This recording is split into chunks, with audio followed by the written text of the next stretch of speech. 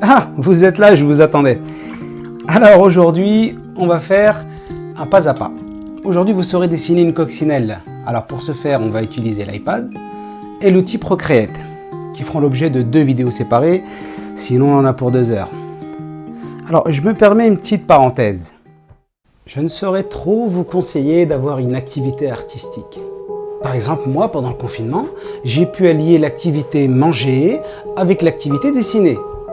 Ou alors, pour vos vieux jours, lorsque vos enfants auront la gentillesse de vous jeter dans un EHPAD pour qu'on s'occupe de vous, vous serez bien content d'avoir une passion qui vous permette de passer le temps en attendant la fin. Et puis aussi le temps de chauffer leur place lorsque vos propres petits-enfants les y enverront. Alors c'est parti!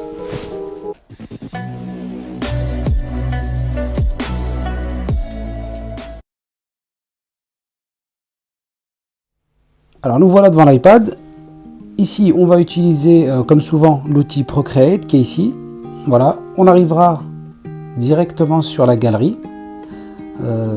Dans cette galerie, vous avez tous les dessins que vous avez déjà effectués, que vous pouvez rassembler, etc. Et c'est de là qu'on partira pour créer un nouveau canevas, donc une nouvelle feuille. Vous cliquez sur le plus ici. Ça va vous proposer tout un tas de formats. Vous pouvez les personnaliser plus précisément aussi. Moi, je vais prendre taille de l'écran, je ne vais pas me prendre la tête. De toute façon, je pourrais le réduire ou l'agrandir, le tourner comme je veux. De ce côté-là, il n'y a aucun souci. Alors, ce qu'on va utiliser le plus fréquemment, ce qu'on va utiliser aujourd'hui en tout cas, ce sera le pinceau, la gomme, les calques, la palette de couleurs, l'outil transformation et ici la baguette magique, ce sera pour le flou gaussien, on verra tout à l'heure. Alors, c'est parti pour la coccinelle. Alors, je vais au maximum utiliser des calques. Ça me permettra de revenir en arrière et avoir plus de possibilités. Alors, je vais commencer. Donc le premier calque, il est là. Il est déjà d'office créé. Et là, c'est le calque d'arrière-plan. Voilà, c'est ce qui est blanc ici. Si je clique dessus, je choisis une couleur, ce sera cette couleur-là. Alors, je vais prendre du rouge. Donc ici, la palette. Je vais mettre là sur le cercle. Voilà, une fois qu'on est sur le cercle, la couleur est sélectionnée. Je vais dans pinceau. Alors quand j'arrive dans pinceau, j'ai tout un tas de brushes. J'ai tout un tas de brushes que je peux choisir. Moi, je vais aller sur calligraphie, ligne simple. Et je vais tracer un cercle parfait. Comment je fais ça? Parce qu'au départ, quand je vais le faire, il ne sera pas si parfait que ça. En fait, je reste dessus, sans lâcher. Et automatiquement, voilà, il va me faire, bon là c'est une ellipse parfaite.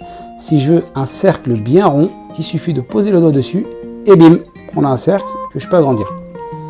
Je prends la couleur, je la pose à l'intérieur. Voilà, j'ai mon premier cercle. Donc concrètement, là, ce qu'on a fait, on est à cette étape-là. Voilà, on a un calque transparent sur lequel on a appliqué des pixels, donc la couleur rouge. On retourne dans le drapeau du Japon. Je vais, alors au lieu de faire un cercle de même taille et me prendre la tête, là je vais faire un cercle donc pour faire le corps, j'ai tout simplement qu'à dupliquer ce calque. Il va me faire exactement le même cercle. Je vais aller sur le calque du dessous, donc il est juste en dessous là, et je vais prendre la couleur noire. Donc pour le noir, on se met bien au bord. Pour avoir le noir le plus pur possible, on se met au bord et on double-clic. Voilà, il ira au noir maximum. Je clique, je glisse la couleur. Là évidemment vous ne voyez rien puisque c'est le calque qui est en dessous. Si je cache le calque qui est au-dessus, le corps apparaît. Maintenant donc, niveau étape, on en est là.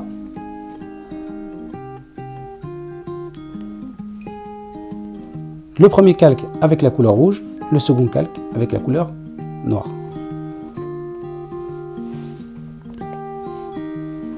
Maintenant, je vais prendre l'outil gomme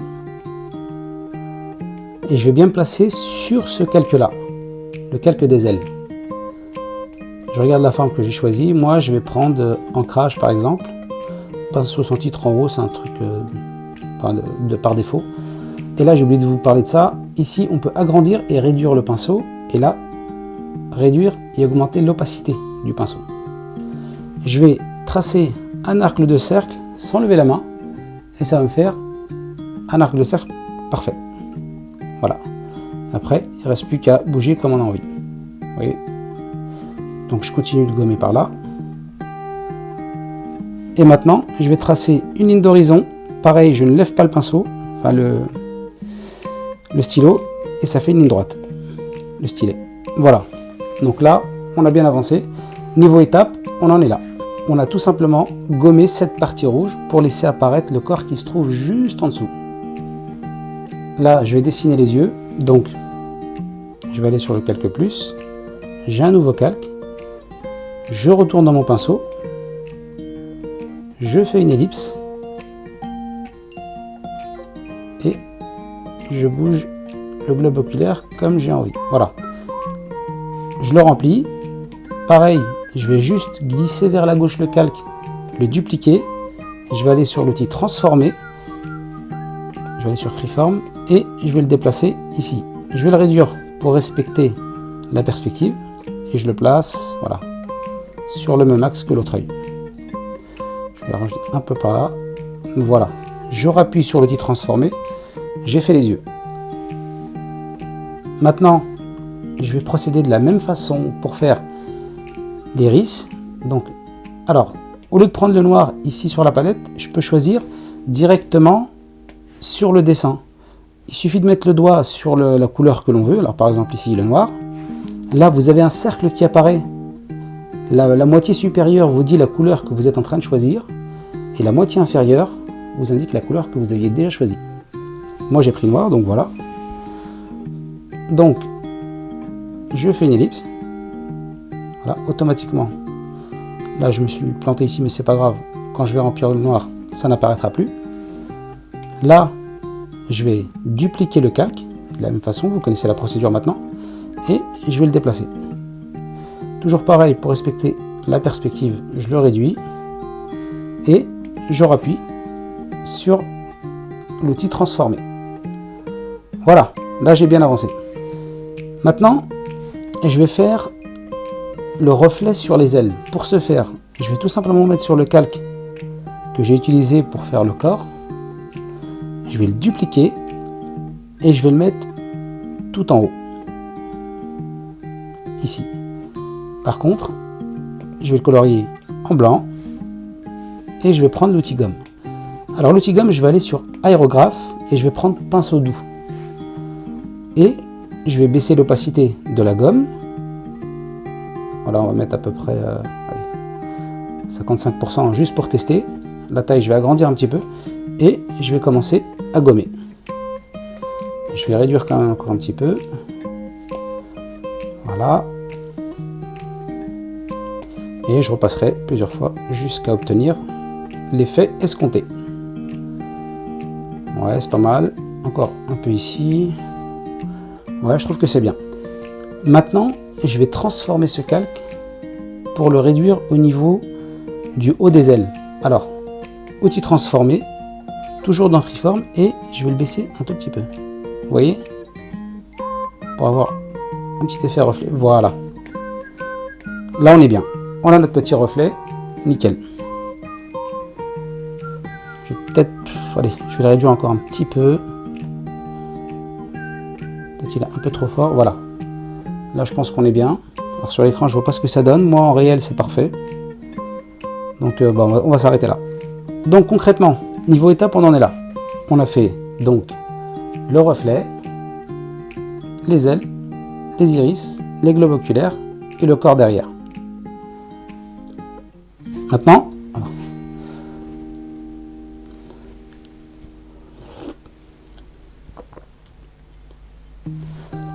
Alors, maintenant on va faire les tâches. Pour ça, je vais aller directement sur le calque des ailes et je vais cliquer sur plus. On a un nouveau calque.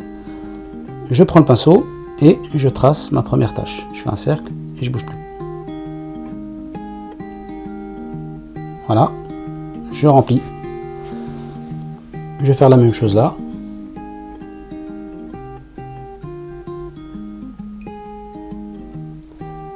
Je remplis. Alors ici, le cercle, ce sera plus une ellipse vu qu'il est sur le haut. Il faut respecter la perspective. Voilà. Voilà. On a fait nos tâches. Alors, là, je trouve que le corps, il est quand même un peu trop rond. Alors, je vais déformer un peu le corps. Alors, je pourrais déformer d'abord le corps ici derrière et les ailes ensuite. Mais c'est pas pratique. Ce que je vais faire, je vais fusionner ces deux calques-là. Voilà. Il ne forme plus qu'un seul calque. Comme ça, je pourrais modifier la forme sur les deux calques en même temps. Je vais sur l'outil transformer et par contre, je vais aller sur déformer. J'ai une plus grande amplitude de déformation. Donc là, voilà. Là, c'est mieux. Alors ici, je ne vais pas trop toucher pour pas modifier l'effet du reflet sur les ailes. Voilà, un peu plus plat. Je trouve que là, c'est pas mal. Pour les pattes, je vais faire des petites ellipses. Je reste dessus, voilà.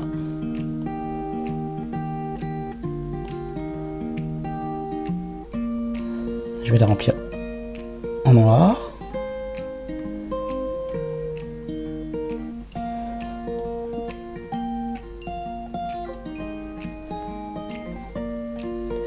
Celle qui est juste derrière ici, pas besoin de me prendre la tête, parce qu'elles sont toutes petites, donc ça se voit pas trop. Voilà, j'ai fait les pattes. Maintenant, pour les antennes, je vais aller tout en haut, au-dessus du calque reflet, et je vais cliquer sur plus. Nouveau calque. Alors j'aurais pu nommer chaque calque un globe oculaire, iris, aile, etc. Bon là il n'y en a pas beaucoup, donc c'est facile de s'y retrouver, mais vous pouvez vous organiser comme vous voulez. Le pinceau, je vais l'augmenter un peu. Voilà, on va tester 53%.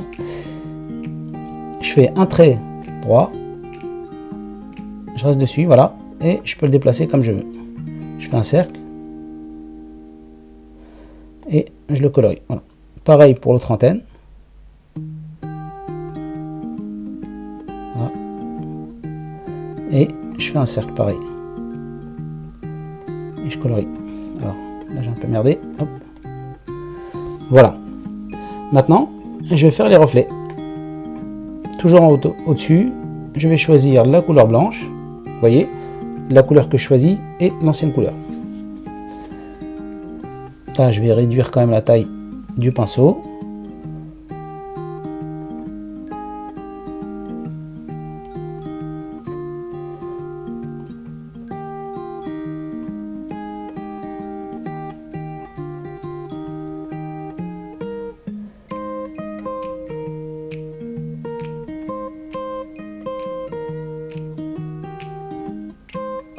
Voilà.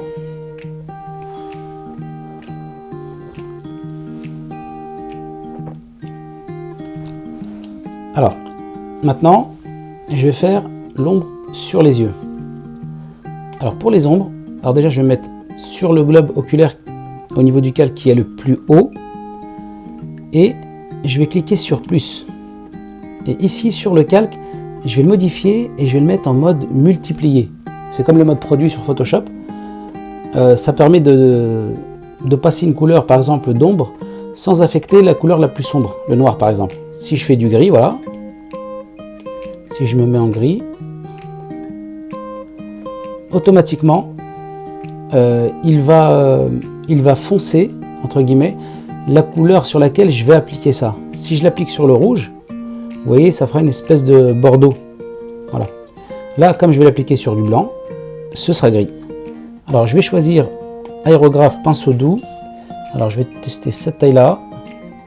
Là, une fois, deux fois. Vous voyez, ça se multiplie en fait. C'est en mode produit, tout simplement. Pour l'autre œil, pareil. Là, vous voyez, c'est un peu trop grand, ça dépasse. Du coup, je vais réduire la taille. Toujours trop grand. Hop.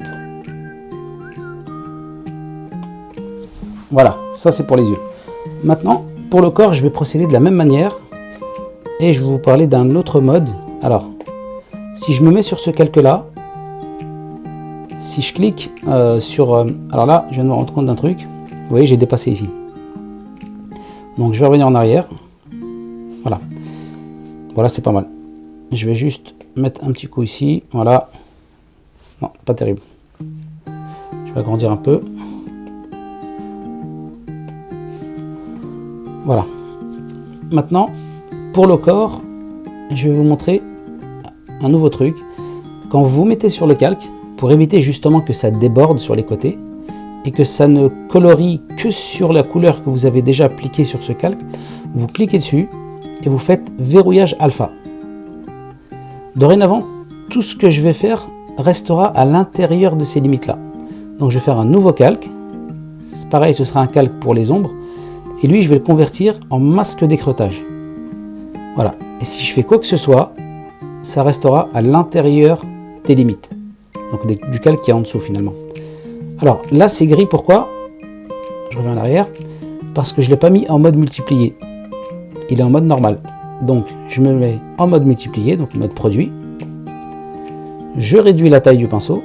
Et si je fais ça maintenant, vous voyez, ça reste dans les limites des pixels déjà appliqués sur le calque. Voilà, on en a fini pour la coccinelle. Quoique, je vais quand même rajouter un petit truc. Je vais aller dans les reflets là-haut. Je prends mon pinceau, je vais prendre le pinceau, alors calligraphie, ligne simple. Et je vais faire un... Non, pas pro, c'est gris, parce que je suis sur du gris. Je vais aller sur du blanc bien pur. Et je fais mon petit cercle. Je le remplis. Et je fais la même chose ici. Je ne sais pas si on le voit bien à l'écran. Voilà, j'ai fait le reflet des yeux. On va passer au fond maintenant. Alors, couleur d'arrière-plan. Et je vais choisir le ciel de cette couleur-là, par exemple. Allez, un peu plus. Ok. Maintenant, je vais dessiner le sol. Je vais faire de l'herbe. Je vais choisir cette couleur-là. En petit vert, voilà. Et je vais le mettre sous la coccinelle. Comme ça, quand je dessine l'herbe, je ne vais pas cacher les taches. Je fais un plus. Alors, automatiquement, il se met en masque d'écrêtage quand il est au-dessus. Là, il est en dessous, donc mode normal. Sur les pinceaux, il y a un onglet organique. Voilà. Et là, vous avez toutes sortes de broches intéressantes pour faire des choses naturelles, on va dire. Là, par exemple, c'est de l'herbe. Elle est là. Et je vais tout simplement peindre. Vous voyez, rien de plus. On a notre petit effet.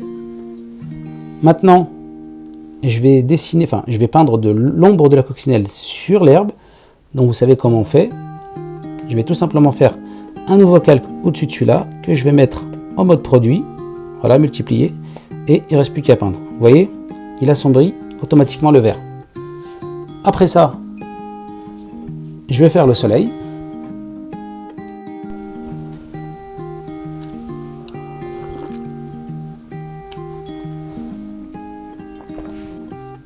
Alors le soleil, je vais prendre du jaune bien clair, voilà. Sur le broche, je retourne dans calligraphie. Non, je suis plutôt dans... Ouais, c'était quoi calligraphie? Ligne simple. Je vais faire un nouveau calque. Voilà. Et je vais faire mon cercle.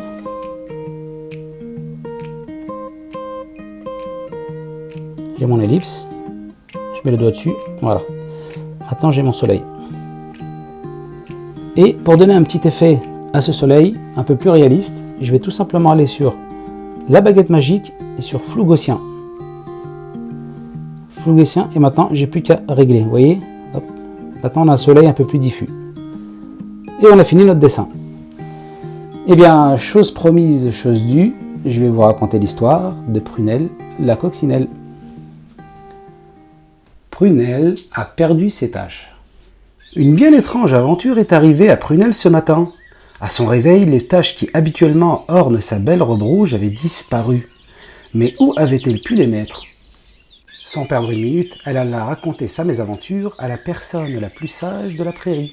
« Papy, papy !» cria-t-elle. « Oui, ma petite Prunelle !» lui répondit-il. « Que t'arrive-t-il » Il écouta attentivement ce qu'elle avait à dire, secoua sa moustache, remua les lèvres avant d'ajouter. « C'est bien la première fois que j'entends une histoire pareille. Pourquoi n'irais-tu pas regarder dans tous les endroits par lesquels tu es passé avant de les perdre? Sûrement qu'elles y sont. » Prunelle s'envole alors pour tous les endroits qu'elle avait visités la veille. Mais au bout du compte, elle ne retrouva pas ses taches. Puis, elle eut une idée. Et si j'allais voir les autres animaux à taches, sûrement que l'un d'entre eux les aurait prises pour les siennes. Sa première visite est pour Monsieur Tigre. Dites-moi, Monsieur Tigre, n'auriez-vous pas pris mes taches par mégarde? Monsieur Tigre se penche pour voir qui peut bien troubler son sommeil de si bon matin. Tes taches, dis-tu, répond alors Monsieur Tigre. Je ne vois pas de quoi tu parles. Mais après une bonne nuit de sommeil, j'ai l'appétit vorace. Il ouvre alors grand sa gueule et Prunelle eut juste le temps de s'envoler pour ne pas finir au petit déjeuner. Elle se dit qu'elle choisirait mieux les prochains animaux qu'elle visiterait. Encore essoufflée de sa rencontre avec Monsieur Tigre, la voilà face à Monsieur Dalmatien. Il a l'air gentil, pensa-t-elle. « Bonjour, Monsieur Dalmatien, dites-moi à tout hasard, n'auriez-vous pas pris mes tâches pensant que c'était les vôtres ?» Monsieur Dalmatien secoua la tête et dit « Bien que la forme de certaines de mes tâches ressemble aux vôtres, elles sont bien plus poilues que les vôtres. »« C'est vrai, vous avez raison, finit-elle par reconnaître. »« Merci quand même, et bonne journée, lui lança-t-elle avant de reprendre sa route. » L'animal suivant demanda plus d'efforts à notre Prunelle, car il lui fallut voler tout là-haut avant de pouvoir voir Madame Girafe. Madame Girafe qui fut bien surprise de voir une coccinelle dans ses hauteurs. Elle lui demanda ce qui l'avait menée là. Quand Prunelle eut fini son histoire, Madame Girafe lui dit « Ma pauvre demoiselle, je n'ai malheureusement pas vos tâches. Et je vous aurais bien offert une des miennes, mais elle serait hélas bien trop grande pour vous. » Prunelle remercia Madame Girafe pour sa gentillesse et reprit le chemin inverse de monter. Malgré tout, arrivée en bas, Prunelle se rendit compte que le soleil commençait à décliner. Elle décida d'aller plus en profondeur dans ses recherches, enfila un masque pour respirer sous l'eau et alla voir Monsieur Poisson. Ce dernier, sans surprise, l'informa que ses tâches étaient bien trop humides pour être les siennes, et que lui, vivant dans les profondeurs, et elle, dehors, il était peu probable qu'il se soit retrouvé avec ses tâches. Traversant la savane, elle arriva devant Monsieur Zap qui lui répondit avant même qu'elle lui pose la question, car sa mésaventure avait fait le tour des environs, qu'il n'avait pas ses tâches et que les siennes étaient des rayures. Elle admit qu'en effet ce n'était pas la même chose, et elle s'en alla, sans trop d'espoir. La nuit était tombée sans que Prunelle ne pût retrouver ses tâches. Triste, laissant sur son chemin une traînée de larmes, elle rentra à la maison. Elle enfila alors son pyjama et se dit qu'elle avait vu tous les animaux à tâches qu'elle connaissait, et qu'elle avait été à tous les endroits où elle avait été la veille, comme le lui avait conseillé son papy. C'est pourtant bien la première fois que papy lui donnait un mauvais conseil. Mais en levant sa couette pour aller se coucher, elle eut la formidable surprise de retrouver ses tâches. Finalement, papy avait raison. Le lit était bien le dernier endroit où elle avait été la veille avant de perdre ses tâches. Heureuse, elle remit ses tâches à leur place et promit de ne jamais plus perdre les tâches auxquelles elle tenait comme à la prunelle de ses yeux. Et voilà, on a tous un jour perdu quelque chose et on a accusé notre entourage alors qu'il suffisait de ranger nos propres affaires. Alors, bonne nuit et pour les autres, à bientôt.